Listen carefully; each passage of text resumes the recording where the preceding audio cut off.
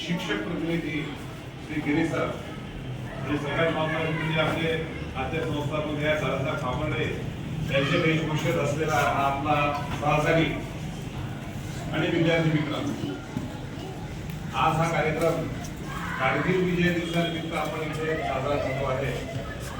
कारगिल कुठे आहे तुम्हाला कल्पना आहे का? कोणाला हातवरती करा. कारगिल हा भारताचा भाग आहे.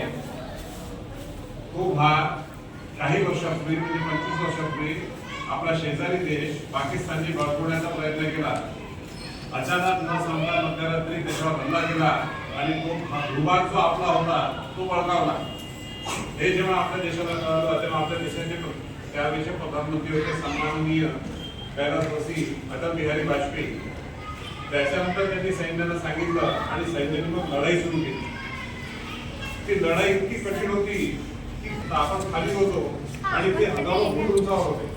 आता विचार करा, वरून कोणी छोटा दगडही मारला तर खाली किती जोरात लागेल.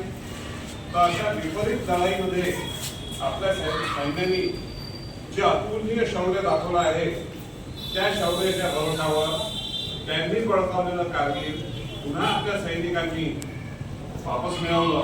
आपल्या देशाचा भूभाग वापस मिळवला आणि म्हणून त्या सैनिकांच्या स्मरणार्थ आपण हा कारगिल विजय दिवस मनवतो. उद्या 26 जुलैला त्याला 25 वर्ष पूर्ण होतात. सैन्यामध्ये असलेले जे सैनिक आहेत 3 भाग आहेत त्याचे.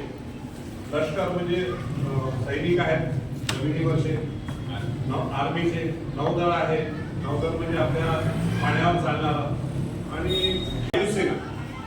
या तिन्ही ठिकाणी असलेले सैनिक ज्या पद्धतीने ट्रेनिंग घेतात त्याची सुरुवात एनसीसी पासून होते. हे तुम्हाला माहिती आहे का? तिथले मोठे मोठे अनेक म्हणजे पदावर गेलेले सैनिक किंवा कमांडर आहेत ते आपल्या विद्यार्थी दशेमध्ये एनसीसी मध्ये कॅडेट होते. ते सांगतात त्यावेळेला एनसीसी मध्ये शिस्त किंवा एनसीसी मधून आम्ही जे शिकलो ते पुढे आम्हाला कसं कामाला. तर तुम्हाला देखील त्या पद्धतीचं जे बाळगणूक आहे ते एनसीसी मधून मिळणार आहे. या कारगिल विजय दिवसाबद्दल तुम्हाला संपूर्ण सविस्तर शहा माहिती देतील. मी विजय दिवसाच्या कारगिल विजय दिवसाच्या सगळ्यांना शुभेच्छा देतो आणि तुम्हाला विशेषत्वाने सांगतो की हे नीट ऐकून घ्या. पुढे तुमच्या आयुष्यात हे कामाला येणार आहे.